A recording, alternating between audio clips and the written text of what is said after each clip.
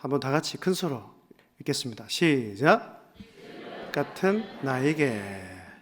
이 말에서 알 수 있듯이 이 질그릇은 바로 나 자신이라는 얘기죠. 여러분, 질그릇은요, 진흙을 재료로 하여 가마에서 구워 만든 그릇을 의미합니다.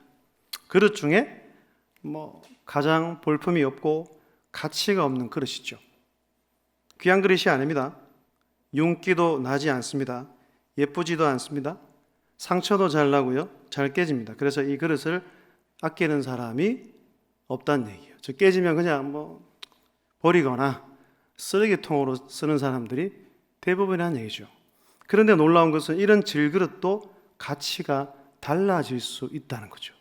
어떻게 하면 달라질 수 있을까요? 여러분, 그릇은 그 안에 무엇을 담느냐에 따라서 가치가 달라집니다. 그러니까 중요한 것은 그릇 자체보다 이 그릇 안에 어떤 내용물이 담기느냐가 훨씬 더 중요하다는 얘기죠. 물이 있으면 뭐죠? 네, 물컵입니다. 물 한잔 마실게요. 쌀이 있으면 쌀통. 꿀을 담으면 좀 헷갈리는데 저도 찾아보니까 꿀 항아리라고도 하고 약간 꿀단지입니다. 꿀단지. 쓰레기를 담으면 쓰레기통이에요. 생각해 봅시다. 여기 금그릇이 있어요. 근데 금그릇을 쓰레기를 막 담았어요. 근데 그 그릇은 그 가치가 쓰레기통이 된 거예요. 근데 그 그릇 안에 보석을 담으면 어떻게 됩니까? 보석함이 되는 거예요. 그러니까 담는 내용물에 따라 그릇의 가치가 달라진다는 것입니다. 오늘 이것을 잘 기억하셔야 합니다. 오늘 말씀 바울은 이렇게 얘기하죠. 우리가 이 보배를 가졌다. 바울 자신 그리고 우리를 질그릇에 일단 비유를 하고 있습니다. 이 말은 우리가 질그릇처럼 깨지기 쉬운 아주 연약한 존재라는 것입니다. 그렇죠? 인간은 질그릇처럼 연약한 존재입니다. 깨지기 쉬운 보잘것없는 존재, 쉽게 상처받고 잘 삐지고, 제발 좀 삐지지 말고, 질병에 걸리기도 하고, 작은 시련 또는 어려움에 힘들어하고, 죽음 앞에서는 두려움에 벌벌 떱니다.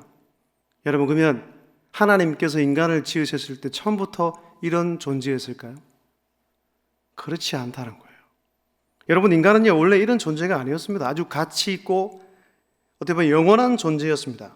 그런데 최초의 인간이 아담이 죄를 지음으로 인간이 타락하여 그 죄가 이 가치를 상실하게 만들었다는 것입니다.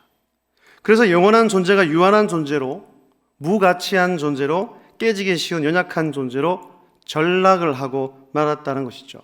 여러분, 그래서 성경에는 이 죄의 대가로 주어지는 죽음이 세 가지라고 얘기합니다. 첫 번째는요, 영적인 죽음이에요. 태어나면 아담의 죄가 전이됐기 때문에 전가되어서 그걸 원죄라고 이야기하거든요. 그래서 모든 사람이 이 땅에 태어나면 죄를 가지고 태어납니다. 그래서 영적인 죽음에 이르는 상태에 있다는 얘기예요. 두 번째 뭡니까? 육체적인 죽음. 그런데 세상 사람은요, 영적인 죽음에 별로 관심이 없습니다. 이 육체적인 죽음만 관심이 있고 이 육체적인 죽음만 알고 있다는 얘기죠. 그래서 어떻게 하면 안 늙을까? 막 화장하고 덮고 저도 옆에 흰머리가 많이 나가지고 염색을 할까? 그런데 최소한의 자존심이기 때문에 하지 않으려고 하고 있습니다. 그런데 세 번째 죽음은 영원한 죽음입니다. 여러분, 육체적인 죽음 모두에게 다 옵니다. 그죠? 시기만 다를 뿐이죠. 그런데 영원한 죽음은 피할 수가 있다는 얘기예요. 어떻게 하면요? 1번, 영적인 죽음을 이겨내고 극복하면 영원한 형벌에 이르지 않게 되는 것입니다. 할렐루야. 오늘 이 자리에 예배드리는 우리 모든 주의 백성들이 이 영적인 죽음, 이 죄의 문제가 해결되어 영원한 형벌이 아닌 우리 하나님께서 예비한 영원한 생명을 얻어서 참된 행복을 맛보며 살아갈 수 있기를 주의 이름으로 축복합니다. 그 바울은 이어서 자기 자신에게, 이 질그릇 같은 자기 자신에게 보배를 가졌다고 말하죠. 그럼 여기서 말하는 보배는 무엇일까요? 그것은 예수 그리스도란 얘기예요. 영적인 죽음, 곧 죄의 문제를 해결할 수 있는 유일한 분, 우리에게 영원한 생명을 주실 유일한 한 분, 그 이름은 예수 그리스도밖에 없다는 것입니다. 오늘 세례를 받는 분들은 세례 문답 교육을 하셨습니다. 그죠? 그 교육 책에 보면 3가에 예수님은 어떤 분이십니까? 라고 묻고 있습니다. 그래서 거기에 3가지 답을 합니다. 첫 번째는요, 우리 예수님은 참 하나님이시고 참 인간이시다. 두 번째는요, 우리의 구속자, 구원자. 세 번째, 우리의 유일한 중보자가 되신다는 얘기예요. 베드로가 신앙 고백한 것처럼 주는 그리스도시요 살아계신 하나님의 아들이 바로 예수 그리스도이십니다. 그분이 참 하나님이시기 때문에, 동시에 참 인간으로 이 땅에 오셨기 때문에 우리는 그분을 통해서만 구원을, 영원한 생명을 얻을 수 있다는 것입니다. 세상의 창조자요, 구원자요, 주관자요, 심판자 되시는 그 보배로우신 예수님을 바울이 어디에 있다고요? 자기 자신에게 가졌다고 말하고 있습니다.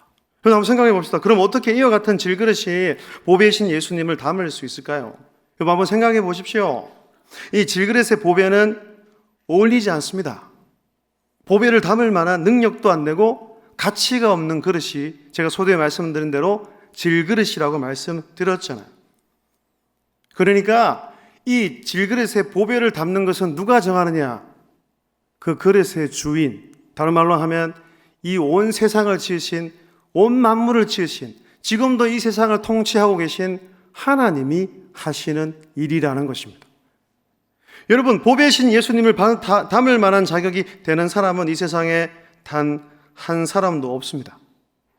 사도 바울이, 오늘 예배드린 여러분이, 저나 여러분이 귀한 그릇이기 때문에 보배를 담은 게 아닙니다. 자격이 되기 때문에 받은 게 아니라는 거예요. 누가 하셨어요? 하나님이 우리에게 행하신 은혜의 결과라는 사실입니다. 할렐루야. 일방적으로 우리를 찾아오시고 우리를 선택하셨습니다. 그러면 하나님께서 그 일을 이루시기 위해서 어떻게 하셨습니까, 여러분? 십자가를 지신 거예요. 그래서 교회만 나오면 예수 그리스도 얘기를 하는 거고 십자가 얘기를 하는 겁니다. 저도 초등부를 맡고 있는데 초등 2부에서 가장 많이 하는 말이 복음이고 주 예수 그리스도고 이 십자가의 사건이고 십자가의 사랑이라는 얘기예요. 높은 보좌를 버리고 낮고 낮은 이 땅에 아들의 모습으로 오셔서, 그것을 좀 어려운 용어로 성육신하다는 말입니다. 우리의 죄를 위해, 죄를 씻기기 위해, 죄의 문제를 해결하시기 위해 십자가에서 고통당하시고 물과 피를 다 쏟으시고 죽으셨습니다. 그래서 성경 말씀 보면 이런 말씀이 있어요. 함께 읽겠습니다. 시작. 그가 찔림은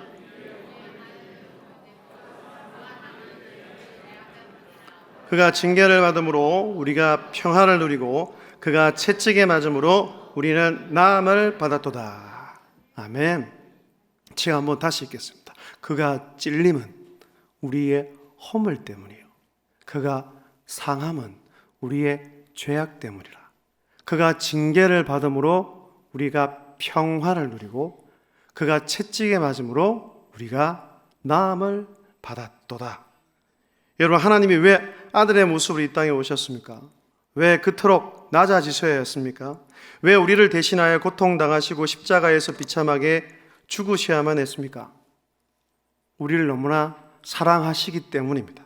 그래야만 보배이신 예수님을 이 죄인들이 알고 얻을 수 있기 때문에 그렇게 하셨다는 거예요.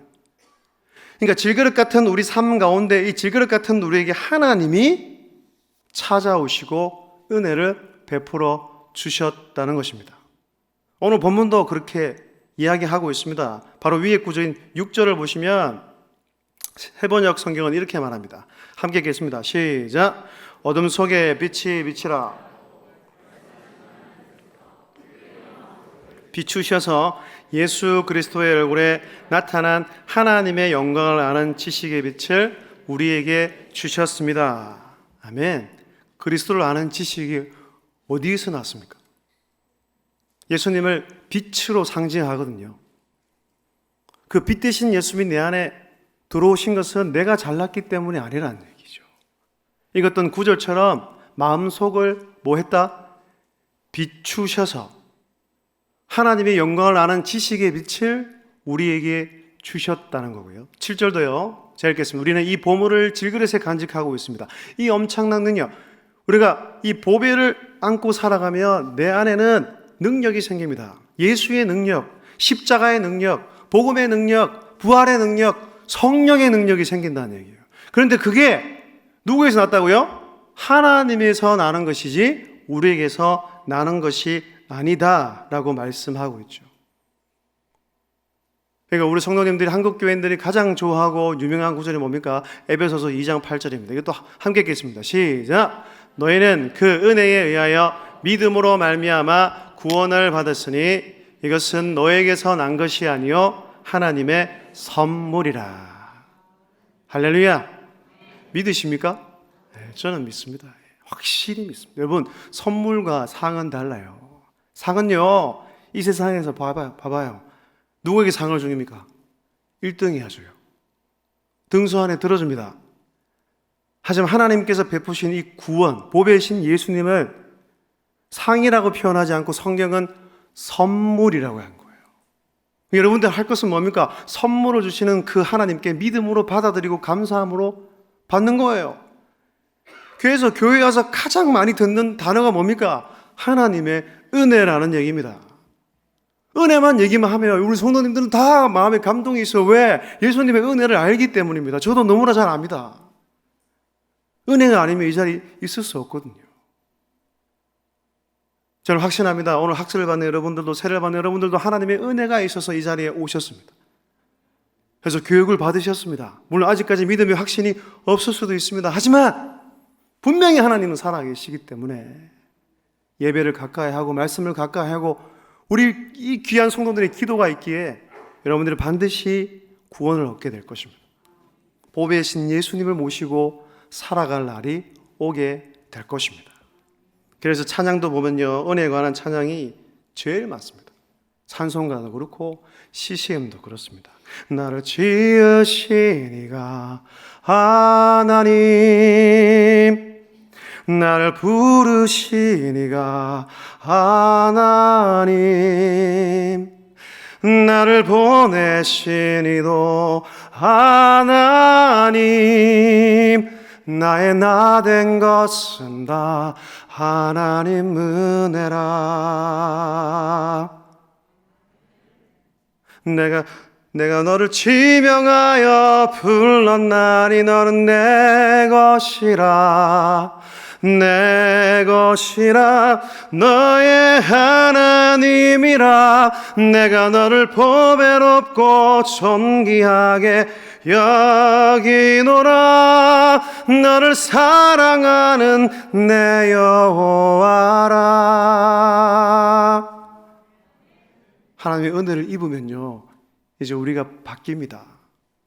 지금 불렀던 찬양의 가사가 뭡니까? 너를 보배롭고 존귀하게 여긴다는 겁니다. 변화된다는 얘기죠. 예수 그리스도의 그 은혜를 입고 우리 주님을 영접하면 우리가 달라집니다. 우리의 가치가 바뀝니다. 새롭게 되고 변화됩니다. 이 변화는요, 우리의 존재가 바뀌고 우리의 신분이 바뀌고 우리의 소속이 바뀌고 변화된다는 말입니다. 그래서 성경은 이렇게 말합니다. 고린도후서 5장 17절입니다. 함께 읽겠습니다. 시작. 그런즉 누구든지 그리스도 안에 있으면 새로운 피조물이라. 이전 것은 지나갔으니 보라 새 것이 되었도다. 할렐루야. 존재가 바뀌었어요. 물론 어떤 사람은 그렇게 얘기합니다. 예수 믿는 사람들도 다 똑같더만. 물론 드러나는 인격은 갑자기 변하지 않을 수도 있습니다. 하지만 중요한 것은 우리의 소속이 바뀌었다는 거예요. 예수님을 영접하면 우리 영혼이 거듭나서 완전히 새로운 사람이 됩니다. 조금 개선되고 달라지는 정도가 아니라 완전히 새로운 사람이 되는 것입니다. 예전에 어떤 삶을 살았던, 어떤 실패와 절망을 겪었던 그것은 중요하지 않습니다. 그리스도 안에 있는 사람은 새로운 사람, 하나님의 위대한 작품이라는 거예요. 더 이상 우리는 죄인이 아니에요. 하나님이 보시기에 보배롭고 존귀한 자녀라는 겁니다. 이렇듯 그리스도 안에 있으면 누구든지 새로워질 수 있습니다. 할렐루야. 보세요. 죄인에서 의인으로 바뀌었어요. 이제 하나님이 우리를 보실 때에 죄인으로 안 보신다는 거예요. 물론 세상 사람들은 어떻게 볼지는 모르겠지만 내가 하나님의 은혜를 입어 예수 그리스도를 영접하게 되면 더 이상 죄인이 아니에요. 의인으로 보신다는 거예요. 왜? 그 그리스도의 그 십자가의 보혈의 은혜가 나한테 전거됐고 전가됐기 때문에 그 은혜로 덮으시기 때문에 그 죄가 보이지 않는 겁니다. 그리고 사망에서 생명으로 옮겨졌고요. 심판에서 영생으로 옮겨졌다고 말씀하고 있습니다. 그렇게 되면 아버지와 나와의 관계가 바뀝니다. 옛날엔 죄인이 있지만 이제 그 하나님이 나의 아버지가 된다는 거예요. 그래서 기도할 때 성도들이 아버지 하거든요. 그래서 아버지라고 하는 거예요. 그뿐만이 아니에요. 우리 이제 성도들의 관계도 바뀝니다. 저와 여러분들의 관계도 바뀌어요. 그리스도 안에서 하나가 되었기에 그 그리스도의 피를 통하여서 한 형제 자매가 되는 겁니다. 이런 놀라운 일이 세상에 어디 있겠습니까? 그럼 우리가 예수를 영접하며 우리 안에 누가 있습니까? 성경은 이렇게 말하죠. 여기도 큰 소리 읽겠습니다. 시작. 내가 그리스도와 함께 십자가에 못 박혔나니 그런즉 이제는 내가 사는 것이 아니요 오직 내 안에 그리스도께서 사시는 것이라. 이제 내가 육체 가운데 사는 것은 나를 사랑하사 나를 위하여 자기 자신을 버리신 하나님의 아들을 믿는 믿음 안에서 사는 것이라. 할렐루야. 이제는 내가 주인이 아니라는 얘기입니다. 그리스도를 영접하면 내 안에 사시는 보배의 신 예수님이 나의 주인이 되십니다. 여러분, 참된 믿음은요, 삶의 주인이 나 자신에서 예수님으로 바뀌어졌다는 것을 의미합니다. 우리가 죄에 대하여서 죽고 의에 대하여 산 사람이 되었습니다. 우리의 옛사람이 예수님과 함께 십자가에 못 박히고 새로운 사람, 새로운 피조물이 되었다는 것입니다. 그것을 공포하고 선언하는 시간에 바로 오늘 하는 세례 예식이라는 얘기예요. 이 세례의 의미는 회개함으로 예수 그리스도를 구세주로 고백하는 사람들이 죄에 대하여 죽고 예수 그리스도로 인한 새 생명으로 다시 태어나는 것을 의미합니다. 그것을 공식적으로 내가 많은 사람들 앞에서 선포하고 약속하는 날이 오늘 바로 세례받는 세례식이고 세례 예식이라는 얘기예요. 여러분, 세상에 나가도 중요한 예식들이 있잖아요. 결혼식이 있고 장례식이 있습니다. 이 교회에도 두 가지 중요한 예식이 있습니다. 우리 주님께서 친히 예수님께서 친히 만들어주시고 지키라고 명령하신 것, 세례와 성찬의 얘기예요. 이 세례식은 마치 결혼식과 유사합니다. 결혼식 한번 생각해 봅시다. 한 남자 여자가 만나서 사랑을 하고 결혼을 하죠. 그래서 때가 무르익으면 어떻게 합니까? 청첩장을 찍고 그것을 보내고 많은 사람을 초대해서 한 자리에 다 모읍니다. 그래서 그 사람들 앞에서 이제 이 사람만 사랑하고 한 몸이 되어 이 사람에 속해 살겠습니다라고 약속하고 선포하는 것이죠. 그게 결혼 예식의 의미입니다. 그러니까 다른 말로 하면 정말로 공식적인 부부로 새롭게 태어나는 날이 바로 결혼 예식이라는 얘기죠. 세례가 이와 같습니다. 전혀 다른 삶을 사는 내가 이제 예수님과 함께 살겠습니다. 예수님께 속한 사람으로 살아가겠습니다라는 표현이 세례라는 얘기죠. 다른 말로 세례는 예수님과 한 몸 연합해서 새로운 삶을 시작하는 것, 그것을 선언하고 약속하는 시간이 오늘 세례받는 날. 다른 말로 하면 여러분들이 공식적으로 진짜 영적으로 태어났다는 것을 인정받는 날입니다. 영적인 생일이라는 얘기예요. 그래서 세례받는 것이 그만큼 중요하다는 얘기입니다. 그럼요, 마지막으로 가치가 달라진 우리, 그러니까 제가 처음에 보여드렸던 그 질그릇 안에 보석함이 있으면 이게 그 그릇의 가치도 달라진 거예요. 이제 더 이상 어떤 그릇이 무시하지 못합니다. 그 그릇은 단순히 질그릇이 아니고 보배함을 담은, 보석함을 담은, 보석을 함은 보석함이 되었기 때문입니다. 그렇듯이 이제 하나님의 은혜로 예수님을 영접하고 내 안에 보배이신 예수님을 모시고 사면 내 자신이 더 이상 죄인이 아니고 이제 가치로운 인생이 되었다는 뜻입니다. 그러면 앞으로 어떻게 살아가야 하겠습니까? 그에 합당하게 살아가야죠. 다른 말로 하면 구별되게 사는 것입니다. 오늘 이 시간을 통해서 내가 우리 예수님과 혼인식을 하고 내가 예수님과 부부가 되어 이제 살아가겠습니다 하고 옛날처럼 돌아가서 총각처럼 살아가면 안 됩니다. 새로운 삶을 살겠다고 고백하고 선언하고 헌신했으면 그에 합당하게 구별되게 살아가는 거예요. 이걸 다른 단어로 말하면 성화라고 이야기를 합니다. 이것도 쉽게 말하면 바로 그리스도를 닮아가기에 최선을 다해야 한다는 것입니다. 여러분, 성화라는 것은 쉽게 풀이하면 우리 그리스도인이 자기 신분의 의미와 가치를 알고 그에 상응하는 수준을 추구하는 것을 의미합니다. 그러니까 믿는 자답게 사는 거예요. 내 안에 보배이신 예수님을 모셨으니까 예수 믿는 사람답게 살아가야 한다는 얘기예요. 그게 구별되게 세상과 구별되게 살아가는 것입니다. 이제 여러분들은 믿음의 경주를 이제 막 시작했습니다. 그죠? 이제 세례받았다고 끝이 아닙니다.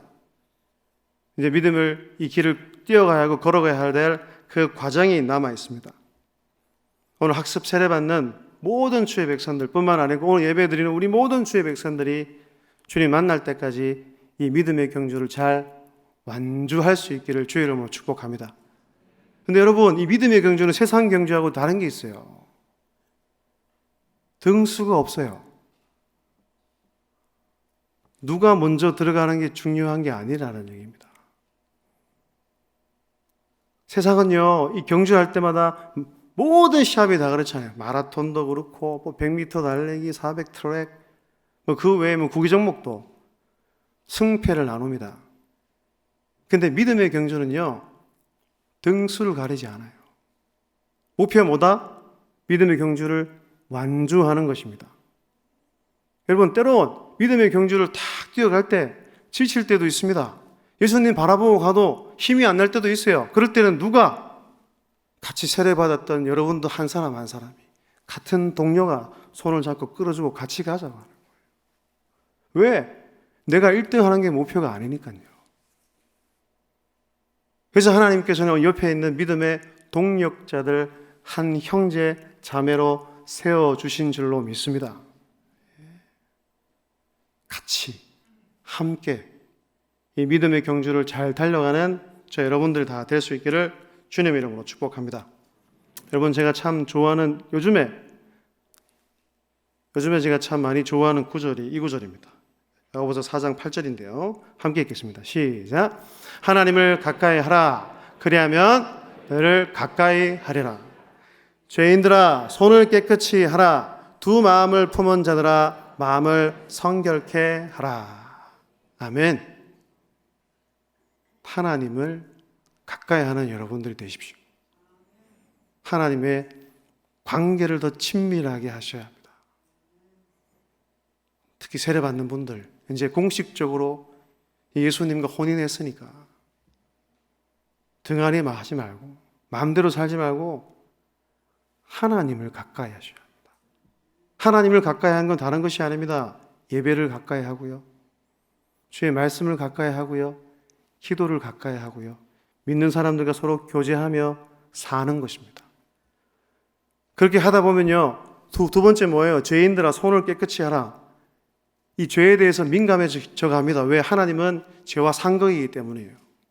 하나님께서 그 마음을 주시기 때문에 우리가 하나님을 가까이 하면 하나님이 나와 가까이 하고 하나님이 나에게 성령 충만케 하고 하나님이 나에게 은혜를 주시기 때문에 죄 짓지 않는 삶을 살아가게 된다는 얘기입니다.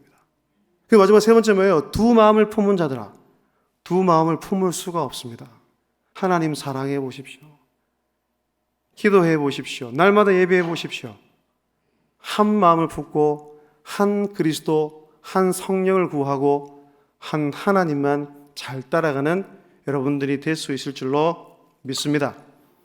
그리고 오늘 말씀 읽지 않았지만 4장 7절, 8절, 9절에 보면 여러분, 특히 또 믿음의, 아까도 얘기했지만 믿음의 경주를 뛰어가다 보면 온갖 일들이 다 일어납니다. 하지만 이제 우리 안에 예수의 능력, 복음의 능력, 십자가의 능력, 그 부활의 능력, 성령의 능력이 있기 때문에 그 어떤 문제가 다가와도 우리는 낙심하지 않고 승리의 삶을 살 수 있다는 것 기억할 수 있기를 바랍니다. 믿으시기를 바랍니다. 우리는 자랑할 것도 없고 힘도 없고 능력도 없지만 내 안에 예수님이 계시기 때문에 당당하게 믿음의 경주를 전진해서 나갈 수 있는 것입니다. 여러분, 어떠한 문제가 다가와도 우리는 낙심하지 않고 승리의 삶을 살 수 있습니다. 왜 그렇습니까? 내 안에 보배신 예수님이 함께 계시기 때문입니다. 내게 능력 주시는 자 안에서 내가 모든 것을 할 수 있느니라. 예수의 능력으로 모든 어려운 것들을 이겨내시고 모두 이 자리에 계신 여러분들이 믿음의 경주를 함께 떨어진 사람 없이 잘 완주하게 되기를 주의 이름으로 축복합니다.